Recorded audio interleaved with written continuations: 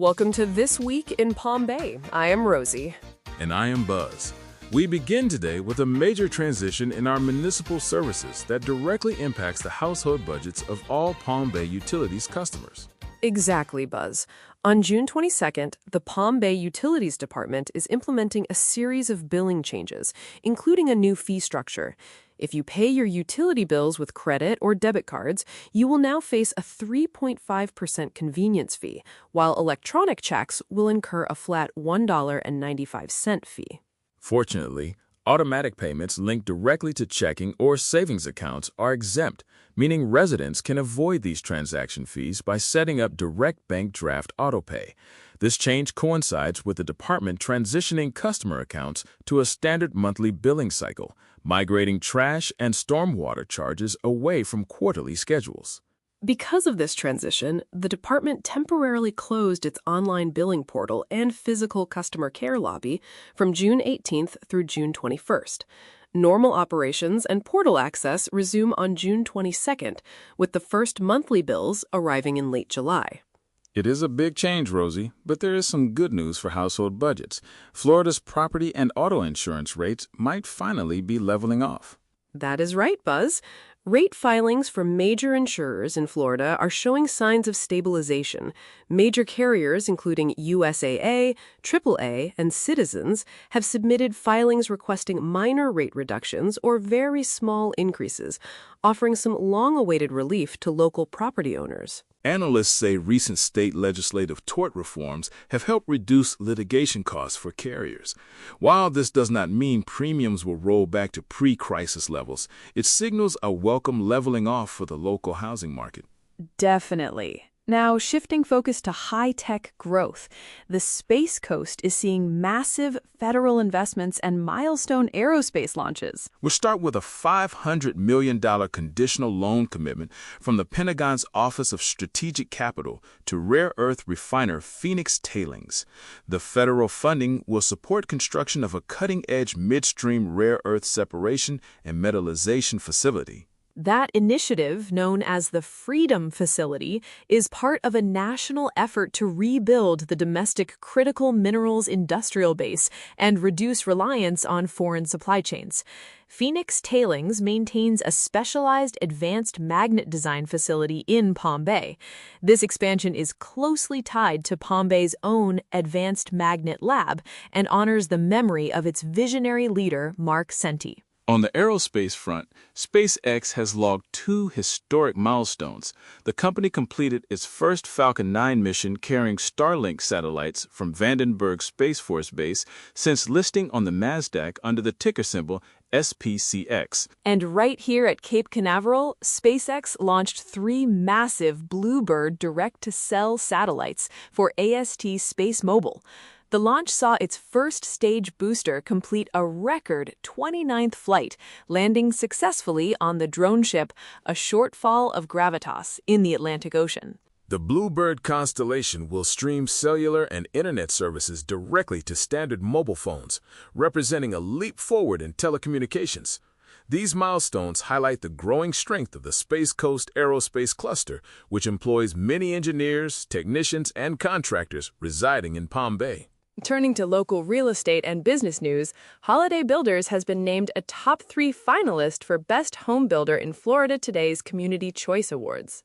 Yes, this is their 3rd consecutive year in the finals, after winning back-to-back in 2024 and 2025. The builder remains highly active in Palm Bay, operating projects in communities like Richmond Cove. In the broader market, the Space Coast Association of Realtors has released its May 2026 housing report. The data reveals stable home values despite fewer transactions, with the Brevard single-family median sales price rising 2.7% year-over-year to $385,000. Closed sales declined 14%, but the condominium and townhouse sector gained momentum, with closed sales increasing 12.5%. On the commercial side, a 99,000-square-foot industrial warehouse on Kirby Circle in the Palm Bay Industrial Park is listed for sale at $14 million. The property is currently occupied by United Parcel Service under a net lease that offers a 5.62% cap rate, reflecting strong investor interest in regional distribution hubs. Meanwhile, local dining options are expanding. California burger chain Jack in the Box plans to expand into Florida, targeting Cocoa, Melbourne, and Palm Bay. We will monitor local planning offices for specific site plan filings. With all this growth, pedestrian safety remains a critical concern. Smart Growth America's latest Dangers by Design report ranks the Palm Bay, Melbourne, Titusville metropolitan area as the 11th deadliest metro area in the nation. The area registered 98 pedestrian deaths over the 5-year study period from 2020 to 2024, yielding an average annual fatality rate of 3.7 deaths per 100,000 people. The report notes these numbers are a direct result of roads designed for speed rather than safety. It is a clear call for infrastructure improvements. Speaking of local road safety, drivers should prepare for temporary daily utility closures on Malabar Road and other local streets from June 22nd through June 26th. Pike Construction, a contractor for FPL, will conduct operations requiring lane shifts with flaggers on site to assist motorists. In legal news, former Key Biscayne Mayor Michael W. Davey and former Stewart Mayor Thomas F. Kempenny have filed a lawsuit challenging the ballot language for proposed homestead property tax expansions. The plaintiffs argue the state's summary uses unconstitutional, biased language to influence voters. Palm Bay officials have warned that these cuts could lead to severe revenue reductions, impacting funding for police, fire, and infrastructure services. We will track this legal challenge as it develops. Shifting to our community desk, wildlife officials are tracking a cluster of invasive tegu lizard sightings around Palm Bay and Merritt Island. These large South American reptiles pose a threat to native gopher tortoises and other ground-nesting wildlife. The FWC is urging residents to report sightings immediately.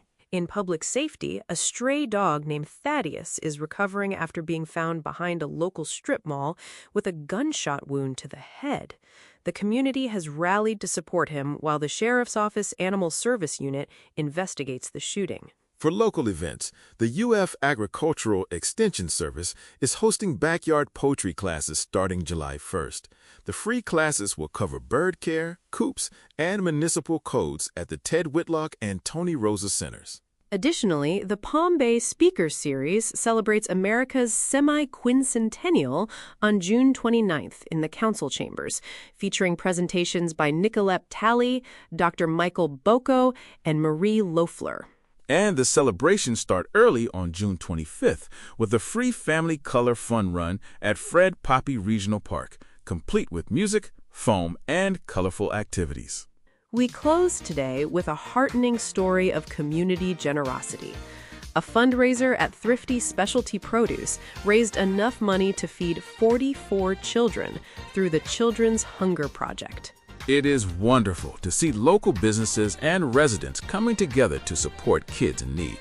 That is This Week in Palm Bay. I am Rosie. And I am Buzz. We will see you next week.